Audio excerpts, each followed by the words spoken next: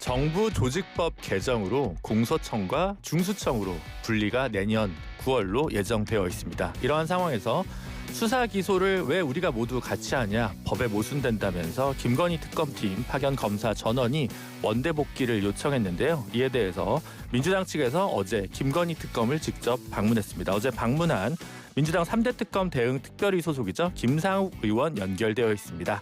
의원님 안녕하세요. 네, 반갑습니다. 좋은 명절 연휴 되세요. 네. 지금 뭐 울산에 계신 건가요? 아니면 국회라서? 지금은 대구에 내려와 있습니다. 대구요? 아침에 울산에 갔다가요. 네. 또 대구에 민주당 국회의원들이 안 계세요. 그러다 보니까 대구에 또 현안들이나 이런 것들을 챙겨서 중앙정부에 전달하는 역할을 좀 돕고자 지금 또 대구에 와서 말씀 또 나누고 듣고 있습니다. 네, 알겠습니다. 어제 그 민주당 특검 특위에서 김건희 특검팀을 방문했습니다. 전현희 위원장님 포함해서 김상우 의원도 함께 간 것으로 이제 저도 확인을 했는데요. 네네. 어제 뭐 파견 검사들을 직접 만나셨나요? 네네. 파견 검사들을 직접 만난 건 아니고요.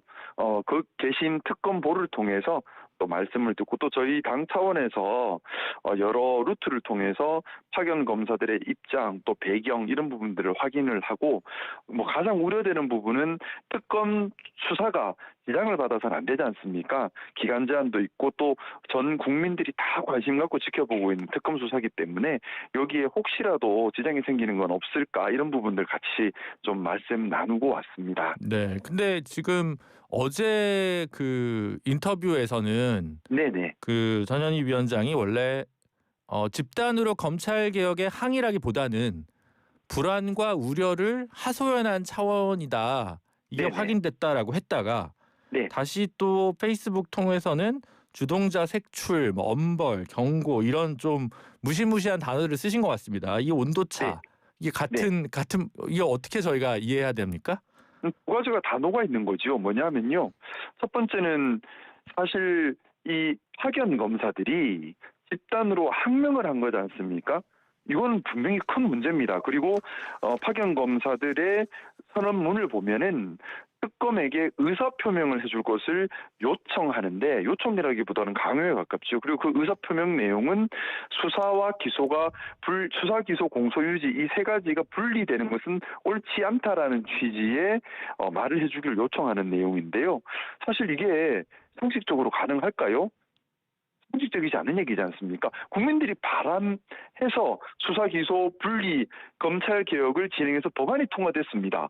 그런데 직접 지금 검찰에 있는 것도 아니고 특검에 파견 가 있는 분들이 하급자가 상급자에게 이런 국민들의 바람에 의해서 이루어진 검찰 개혁에 반하는 의사표현을 하도록 강요하는 취지의 선언을 하고 그걸 하지 않으면 뭐 원대복귀할 수 있다는 형태로 압력을 행사한 거예요. 이건 있을 수 없는 일이고요. 분명히 잘못된 일입니다. 그래서 사실 저희가 특검에 찾아가기 전에 저희도 상당히 이건 잘못되었다. 너무나 잘못된 일이다라는 생각을 가지고 왔었고 이제 가서 전후 사장이나 이런 얘기들을 쭉 취합해 들으면서 특검에 파견 가 있는 검사들이 느끼는 불안감 이런 부분들에 대해서도 좀 얘기를 듣고 그런 부분에 대해서 좀 또 저희가 또 뭐 저희 입장만 얘기할 수 있는 건 아니니까요. 특검 조사가 지장을 받아서는 안 되니까 그런 부분까지 같이 조율해서 그래서 전현희 의원님께서 말씀하신 두 가지가 다 같이 녹아 있는 것이다. 이렇게 좀 이해해 주시면 좋을 것 같습니다. 그러니까 저희가 느끼기에는 그 강성 지지층의 반응 때문에 네네. 전현희 의원의 반응이 좀 달라진 거 아니냐라고 하는 해석을 할 수밖에 없을 것 같은데요. 네, 일단 알겠습니다. 네, 그러면 저는 분명히 나중에라도 지금도 당장 확인은 해야겠죠. 법무부 차원에서 이 부분 관리 감독은 해야 한다고 생각합니다. 왜냐하면 40명 중에 누군가 주동한 사람이 분명히 있을 거예요. 주동한 사람은 반드시 찾아내야죠. 그리고 주동하지는 않았지만은 이제 거기에 같이 동참한 사람들은 동참한 경위와 정도에 따라서 반드시 인과관계에 있는 책임은 물어야 한다는 생각은 저도 분명히 가지고 있습니다. 근데 지금 오늘도 이제 특검 검사들은 이제 그 뭐 법원에도 이제 나오고 네네. 또 이제 검은 넥타이를 모두 착용하고 법정에 출석했다. 뭐 이제 네. 이런 보도도 있는데요. 그렇다고 현 시점에서 특검 검사들이 일을 안 하고 있는 건 아니지 않습니까? 일은 하고 있어요. 근데 일은 다 그러면 어제도- 여기서 주동자를 어제도 조사를 하고 색출한다는 있더라고요. 거는 지금 고발을 하시고 특검에 파견된 검사들에게 형사적 제재를 가하겠다라고 하는 취지로 저희가 이해해야 되나요? 지금 당장 고발을 하거나 그렇게 해버리면 특검 조사에 지장이 생길 수도 있어서 그런 부분은 좀 신중해야 한다고 생각하고요. 그것보다는 파견가 있는 검사들이 국민의 뜻이 무엇인지, 국민들께서 왜 검찰의 수사 기소 분리를 요구하고 또 무엇보다 본인들은 지금 특검에 파견 나가 있는 특검 소속입니다. 특검에서 무엇을 해야 되는지 본인들의 사명에 대해서 생각해서 빨리 제자리로 돌아와서 특검 기간이 많이 남지 않지 않았습니까? 하루하루가 너무 아까운 시간이고 흘러가는 시간이에요. 이 시간 허비되지 않도록 본연의 업무에 집중해 주기를 원하고 만약 그렇게 되지 않는다면 저희는 계속해서 제대로 하도록 목소리를 내고 필요한 조치를 해야지요. 네. 현재 그 검찰이 한 2,200명? 2,300명 정도 될 거 아니에요. 우리나라 네네, 검사 맞습니다. 총 정원이. 네네. 그 중에 지금 110명이 3대 특검에 파견돼 있다고 보도가 돼 있고요.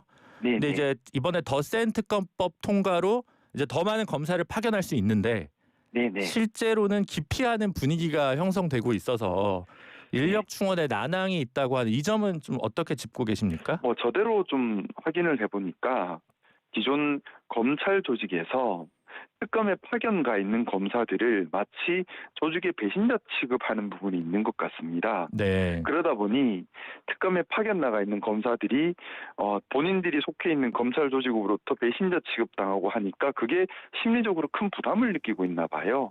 그래서 어떻게 보면 나는 조직의 배신자가 아니야 이걸 좀 얘기하고 싶어 하는 것 같은데 또 거기에 부담을 느끼니까 안 가고 싶어 하는 것 같은데 그러면 안 되죠. 검사가 왜 있습니까? 검찰 조직에 충성하기 위해 있는 것이 아니라 국가와 국민에게 충성하기 위해 있는 것이고요. 그런 본인들의 본분을 잊어서는 안 된다고 생각합니다. 네. 조직 알겠습니다. 논리 때문에 본인들이 해야 될 사명을 잊어버리면 그건 왜 검찰 개혁이 필요한지에 대한 반증인 거지요. 네. 그러면 지금 현재 예를 들면 최상병 특검 같은 경우에는 네네. 법으로는 이제 검사를 10명을 더 추가로 확보할 수 있는데 네네. 지금 이제 특검보가 발표한 거에 따르면 검찰에서 검사는 2명 그리고 공수처에서 1명 이렇게 그 뭐 기타 나머지 이제 부서에서도 이제 요청을 했는데 네네. 그렇게 이제 많은 인원을 지금 요청하고 있는 것 같진 않아요. 네네. 근데 이제 검사가 너무 많이 파견되면 실제로 형사 피해 그 일선에 좀 무리가 가지 않을까 이런 우려를 하시는 분들도 있는데 네네. 예, 요거는 지금 실제로 10명이 다 안 가더라도 예를 들어 30명, 네네. 10명, 10명이 다 안 가더라도 네네. 일이 있다면 그 부분은 문제 삼는 건 아니죠, 지금. 네네. 그런 부분이 문제 삼는 그런 건 아니고요. 네. 그리고 지금 특검에 파견되어 있는 것이 검찰청 소속 검사만 가 있는 것이 아닙니다. 네, 수사관도 있죠. 예, 수사관들도 있고요. 그리고 또 일반 변호사 출신들도 있고요. 또 군법무관 중에도 가 있는 분들이 계세요. 그리고 말씀하셨던 것처럼 전국에 검사가 2,000명이 넘습니다. 그리고 물론 민생 현안 사건 다 중요하고 다 중요하게 열심히 다뤄야지요. 하지만 지금 가장 중요한 사건은 국가의 근본 기강을 흔들었던 내란 사건 그리고 그 내란을 유도했던 내란에 이를 수밖에 없는 이유가 됐던 이른바 부패 카르텔에 대한 조사 이것이 가장 큰 규모의 거악이지 않습니까? 거악부터 먼저 척결하는 게 당연히 맞는 순리가 아닐까 생각합니다. 네. 알겠습니다. 특검 이슈는 여기까지 하고요. 네네. 지금 최근에 몇 주간 각종 여론조사 지표에서 네네. 대통령 지지율이나 더불어민주당 지지율 수치가 좋지가 않습니다. 네네. 계속 동반 하락 추이가 계속되고 있는 상황이고요. 네네. 이것을 두고 이제 현재 정청래 지도부가 네. 강성 지지층이나 당원의 입맛에 맞는 정치를 하다 보니 네. 전반적인 지지율을 좀 까먹고 있다 이런 비판이 있고 오늘 김영진 의원 친명계 핵심이라고도 이제 지칭되는데 오늘 저희 YTN 라디오 나와서 특히 이제 네네. 조희대 청문회 건이나 이런 법사위원장 행보에 관해서 좀 신중 모드를 당부하는 메시지를 던졌거든요. 그러니까 네네. 김상호 의원님이 보시기에는 최근에 민주당 지도부 혹은 법사위 쪽의 어떤 강공 일변도에 네. 대해서 어떻게 문제가 있다고 생각하지는 않으시나요? 저는 일단은 이런 여러 가지 지적과 또 지지도가 일부 내려가고 있는 부분에 대해서 당에서도 가볍게 생각해서는 절대 안 된다는 생각입니다. 국민들께서 의사표를 하고 계신 거기 때문에 무겁게 받아들여야 되는 부분이고요. 하지만 지금 법사위에서 일어나는 일련의 과정들을 보면 좀 사실 좀 보기가 힘들 정도로 서로 막말이 오가고 고성이 오가고 있는데 내용을 열어보면요. 올바름을 추구해가는 과정이에요. 그래서 지금 특히 조희대 대법원장 관련해서 지금 일이 점점 말이 많아지고 있는데 뭐 사법부의 독립을 얘기하고 있습니다. 근데 사법부의 독립, 헌법에는 법관의 독립으로 표현이 되는 이 사법부의 독립이란 것 본질은요. 법관이 오로지 법률과 양심만 이걸 기준으로 판단을 해야 하지 본인의 정치적 성향성이나 본인의 경험이나 본인의 감정이 재판에 투영되어서는 안 된다는 겁니다. 그런데 지난 그 이재명 대통령 후보 시절에 있었던 사건 같은 경우에 대법원 2부에 가 있는 사건이 갑자기 열어보지도 않고 바로 다시 전원합의체로 가고요. 기록도 다 보지 못한 상태에서 판결을 내린 것 같다라는 취지의 소수 의견도 적혀 있고요. 또 너무나 비상식적인 판결이 나왔잖아요. 그것도 너무나 짧은 시간 안에.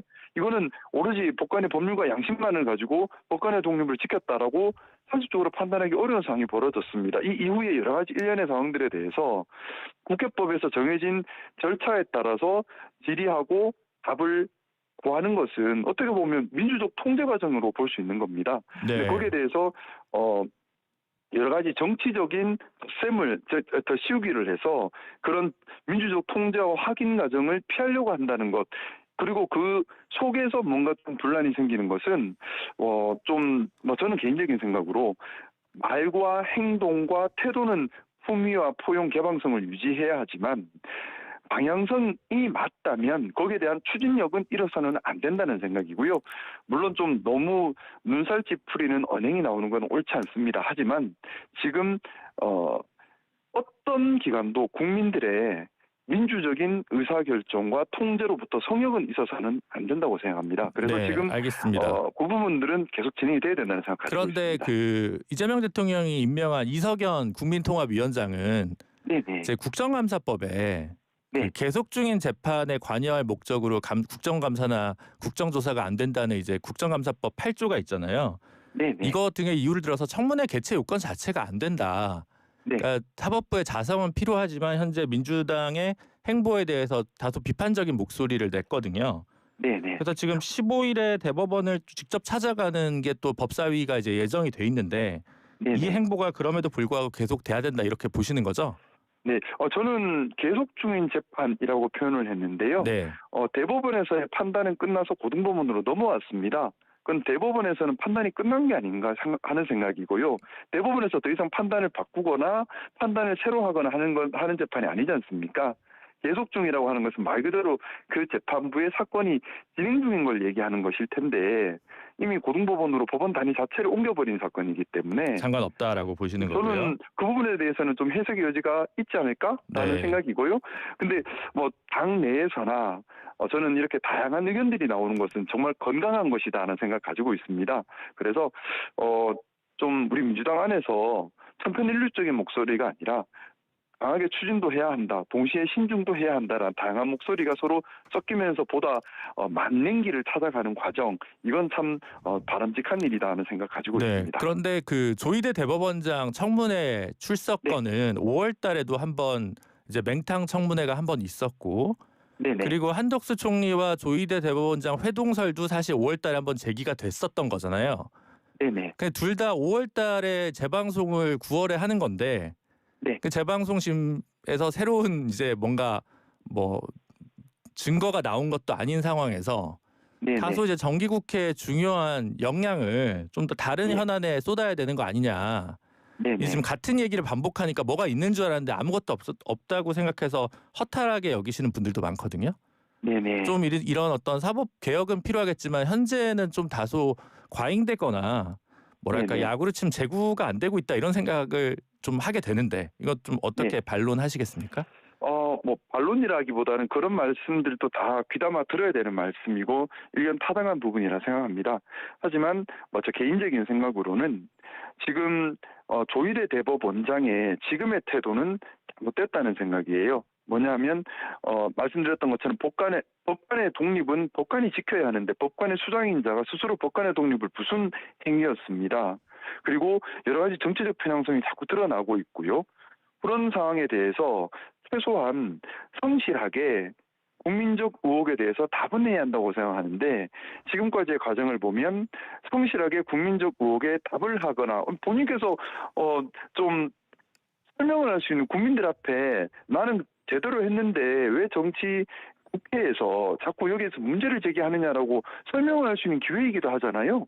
그건 피할 것이 아니라 나는 제대로 했다는 걸 와서 소명하면 되시는 건데 그렇게 안 하고 지금 출석도 불응하시고 등등 하면서 계속 정치적인 쟁점화 시켜가는 것 같아서 좀 그 부분이 좀 아쉬워요. 저는 알겠습니다. 그래서 국민적인 이런 논란이 더 커지지 않도록 차라리 조희대 대법원장이 적극적으로 국회 요청에 응해서 본인의 억울함을 직접 얘기하면 되지 않을까 합니다. 네, 그러면 알겠습니다. 국민들께서 판단하시지 않겠습니까? 그러면 이제 거꾸로 지금 네네. 김현지 부속실장의 청문회 국정감사 출석 관련해서 네네. 민주당이 지금 협조를 하지 않고 있어서 오히려 이제 네네. 거꾸로 된 거잖아요.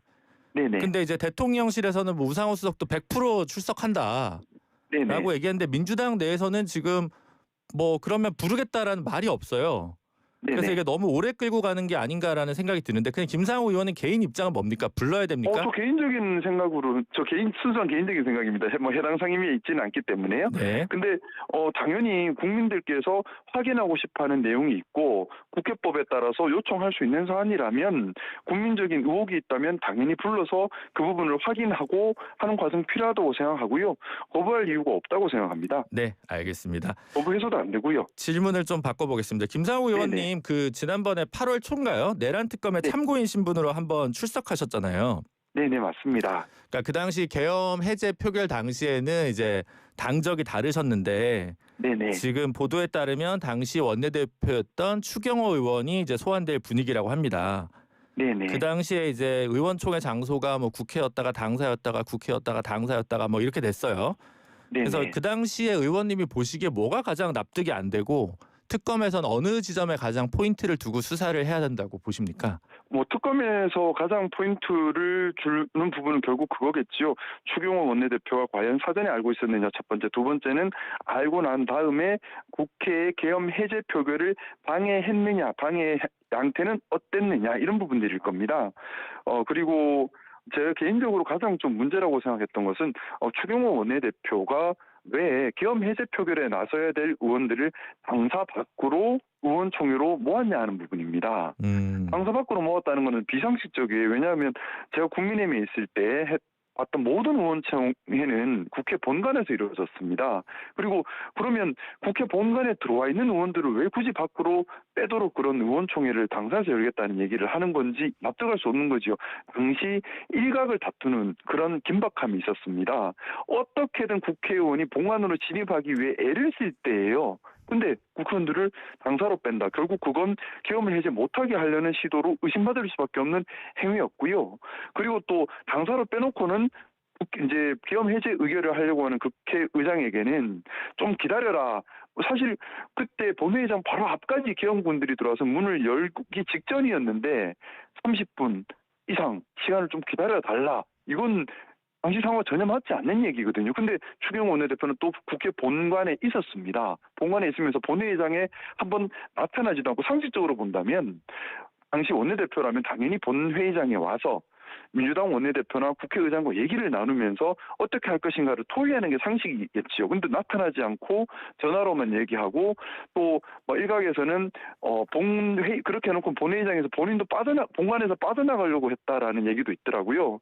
그런 부분들이 좀 납득할 수가 없죠. 알겠습니다. 만약에 계엄 해제를 할 마음이 있었다면 당연히 본회의장으로 가서 민주당 또 국회의장님하고 상의를 하면서 국회의원들이 본회의장으로 들어오도록 독려를 해야 하는 것이 상식적인 판단이지 않았을까 생각합니다. 네. 그 한동훈 대표가 오늘 네네. 증인신문 불출석을 했습니다. 그러니까 한동훈 대표는 책에 다 써놨으니까 굳이 날 부를 필요가 없다. 네. 그러니까 날 부르는 건 사실 특검의 언론 플레이다 이런 비판을 했는데 네네. 사실 이제 한동안 이제 가까운 사이였잖아요. 그래서 요 네네. 지금 최근에 한동훈 대표의 선택에 대해서는 어떻게 평가하고 계십니까? 어 지금 한동훈 대표가 잠깐 말씀 한 번만 더. 예. 특검에서 증인으로 채택을 했는데 했는데 재판부에서 나갈 필요가 없다라고 얘기한 것에 대해서요. 네네네. 그래서 당연히 이게 증인으로 나가서 진술하는 것의 증거력과 증거 능력과 그렇게 나가지 않는 것은 법적으로 완전히 다른 의미가 있어요. 형사법적으로요. 어 검사 출신이시고 법무부 장관까지 했기 때문에 형사법 체계에서 전혀 다른 증거 능력과 증거력을 가진다는 걸 누구보다 잘 알고 있는 분입니다. 그런 분께서 나가는 걸 거부한다. 즉 증거 능력이 있는 증거력이 있는 증거로 사용되는 것에 협조하지 않겠다. 이건 법치를 존중하는 모습도 아니고 실체적 진실을 밝히는데 협조하는 모습도 아니고 내란의 잘못에 대해서 단죄하겠다라는 모습도 아니어서 좀 다소 안타깝게 생각하고 있습니다. 네, 지금 한동훈 대표는 필요하면 강제 구인해라 그러니까 그게 뭐예요? 이렇게까지 하고 있는데요. 왜 강제 구인을 그게 무슨 이번에 독립운동하는 게 아니잖아요. 법원에서 그때 어떤 일이 있었는지 있는 그대로 얘기하고 또 책에 쓴 내용이 맞는지 확인하겠다라는 그래서 그게 말 그대로 맞다면 증거로 쓸 테니 와달라는 게 단데 이건 무슨 강제 구인까지 요구를 한다는 게 글쎄요. 왜 그렇게 자꾸 법원의 정당한 명령에 대해서 몽리를 부리는지 저는 법무부 장관 출신인데 왜 그렇게 하는지 저는 좀 이해가 가지 않습니다. 네. 분명히 법정 가서 얘기를 해야지만 증거 능력과 증거력이 온전하게 생기는 거거든요. 사실 그 작년에 이제 계엄 이후에 그 예. 국회 앞에서 의원님께서 이제 탄핵 찬성 1인 시위를 벌였잖아요. 네네. 그때 이제 국민의힘 소속이셨고 네네. 그 당시에 이제 한동훈 대표가 출근하다가 이제 김사우 의원을 네. 보고 자기가 하고 있던 네. 목도리를 이제 붉은색 목도리를 주고 이제 네. 그게 이제 영상이나 뭐 사진이 많이 났었는데 네네. 그 목도리를 지금도 잘 갖고 계신가요? 목도리 며칠 안 있다가 돌려드렸어요. 사실 그때는 참 고마웠습니다. 네. 너무 혼자 외롭게 그렇게 있는데 누군가 그래 네 말이 맞다. 그래 탄핵해야 돼라고 뜻을 모아준다고 저는 느꼈는데 네. 근데 그래도 뭐 제게 아니니까 바로 돌려드려야죠. 당연히 그렇습니까? 바로 돌려드렸고요. 제가 질문 드린 사실은 이유는 제가 이제 그렇게 예, 예. 가까운 유대감이나 네네. 이런 것들이 좀 있었는데 최근에 네네. 한동훈 대표에 대해서 좀 더 뭐 다른 아쉬움이나 아니면 평가가 좀 많이 어떠신지. 실망하고 있어요. 그렇습니까? 제가 제일 많이 실망했던 것은 그때 광주 금남로에서 탄핵 반대 집회가 있었지 않습니까? 그게 너무나 송구한 마음에 제가 광주 민주화 묘지에 참배를 가겠다 할 때 광주 민주화 묘지에 절대 가지 마라라는 취지의 말을 전해 들었고 네. 그리고 거기에 간다면 함께할 수 없다라는 말을 전해 들었을 때 옳고 그름을 기준으로 하는 것이 아니라 정치적 유분리를 기준으로 하고 있는 것 아닌가라는 생각을 저는 할 수밖에 없었고요. 정치인이 옳고 그름이 기준이 아니라 정치적 유분리를 기준으로 움직인다면 그건 잘못된 것이라는 생각을 했습니다. 그것도 가벼운 사안이 아니지 않습니까? 민주주의의 정통성에 관한 그리고 광주 금남로는요. 계엄군이 시민들을 학살한 현장입니다. 그 현장에서 유족들 앞에서 그런 행위를 했는데 그걸 그냥 넘어가겠다. 그리고 그걸 바로잡기 위해서 최소한 사과라도 하겠다라고 하는 사람에게 가지 마라. 가면 더 이상 같이 할 수 없다라는 말을 전해서 전달한다는 것은 저로서는 진정성을 한동훈 당시 전 대표의 진정성을 의심할 수밖에 없는 대목이었고 이 이후로 보여지는 언행에서는 좀 그렇게 신뢰를 못하고 있습니다. 그 당시에 이제 그 의원님이 국민의힘 소속으로 2월달에 광주 방문하겠다고 하다가 이른바 네네. 친한계 온라인 단톡방에서 나왔다. 이거는 이제 보도가 다 됐었는데 그때 네네. 가지 말라는 얘기를 친한계 의원들이 한 건가요? 아니면 한동훈 대표가 직접 한 건가요? 친한계 의원이 전화 와서 이야기를 했는데 한동훈 대표의 강력한 정확한 의사 전달이라는 취지로 얘기를 해서 한동훈 전 대표의 뜻으로 저는 알 수밖에 없었고 아마 그게 맞았을 거라 생각합니다. 왜냐하면 저한테 말씀을 전한 분이 정말 가까운 분이고 또 그런 역할을 해왔던 분이기 때문이에요. 네, 알겠습니다. 오늘 허심탄회하게 인터뷰에 응해주셔서 너무 감사드리고요. 다음에는 감사합니다. 스튜디오에서 모시도록 하겠습니다. 네, 감사합니다. 편안한 저녁 되십시오. 고맙습니다. 네, 지금까지 더불어민주당 김상욱 의원이었습니다. 저는 4부에서 뵙겠습니다. 국토